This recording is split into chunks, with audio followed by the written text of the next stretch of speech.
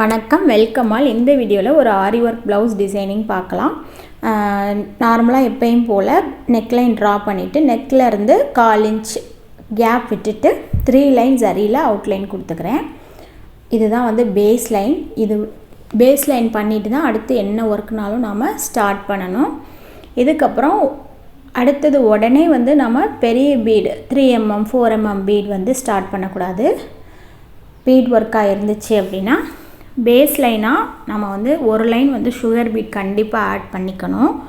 அப்போ தான் வந்து நம்ம மெஷினில் வந்து ஸ்டிச் பண்ணும்போது நமக்கு பூட்டில் வந்து அடிப்படாது. பீட்ஸில் பெருசாக இருந்தால் வந்து அது டிஸ்டர்பன்ஸாக இருக்கும், பீடுமே வந்து உடஞ்சிரும். நெக்ஸ்ட்டு அதுக்கப்புறம் ஒரு லைன் சேம் சுகர் பீடு தான், ஆன்டிக் பீடு அது. ஸோ அதையும் கொடுத்து ஃபில் பண்ணிவிட்டு அதுக்கப்புறம் 2 லைன் வந்து இந்த சாரியில் உள்ள கலர் வந்து மேட்ச் ஆகிற மாதிரி க்ரீன் கலரில் செயின் ஸ்டிச் போட்டிருக்கேன்.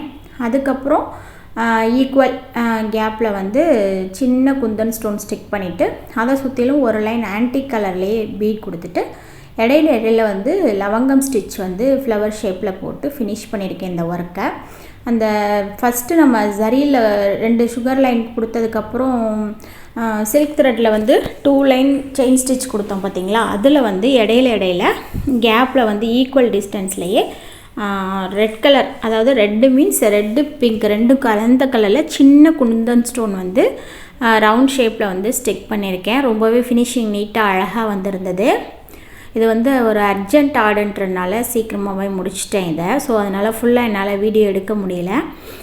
கீழே பார்த்திங்கன்னா ஹேண்ட், இது கையை பொறுத்த வரைக்கும் சேம் அதே தான், நெக்கில் என்ன பண்ணமோ அதே பண்ணியிருக்கேன். இடையில வந்து ஹேண்டில் வந்து இந்த பெரிய பீடு 4mm பீடு வந்து இந்த ஸ்டோன் கொடுத்தோம் இல்லையா, இடையில அந்த மாதிரி கொடுத்துருக்கேன்.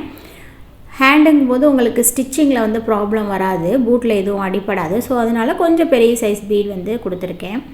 ஸோ ரொம்பவே நீட்டாக அழகாக வந்தது. மேலே பார்த்திங்கன்னா ஒரு சமிக்கி, அதுக்கு மேலே ஒரு சின்ன பீட், கீழே வந்து 2 குட்டி சுகர் பீட் கொடுத்து ஃபில் பண்ணியிருக்கேன்.